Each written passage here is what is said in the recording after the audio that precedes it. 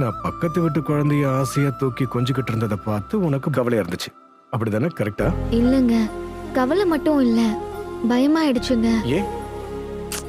உங்களுக்கு குழந்தைனா எவ்வளவு பிடிக்கும்னு எனக்கு தெரியும். மனசறிஞ்சு நம்ம 2 பேரும் யாருக்கும் எந்த தப்பும் பண்ணலங்க. ஆனா இது ஏன் இவ்ளோ தள்ளி போகுதுன்னு எனக்கு தெரியல. ஒருவேளை அந்த பாக்கியம் எனக்கு இல்லையோன்னு எனக்கு பயமா இருக்கு. குழந்தைங்கிறது ஒரு வரம், அது எப்போ வரும் நம்ம பிளான் பண்ண முடியாது. அந்த ஆண்டவன் தான் நமக்கு கொடுக்கணும். விடுக்கண்மணி, அது அமையறப்போ நமக்கு அமையட்டும்.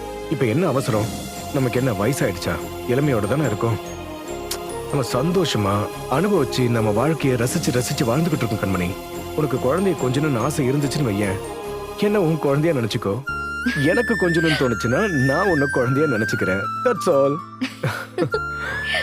சும்மா அதுக்காகலாம் ஃபீல் பண்ணிக்கிட்டு இருக்காத.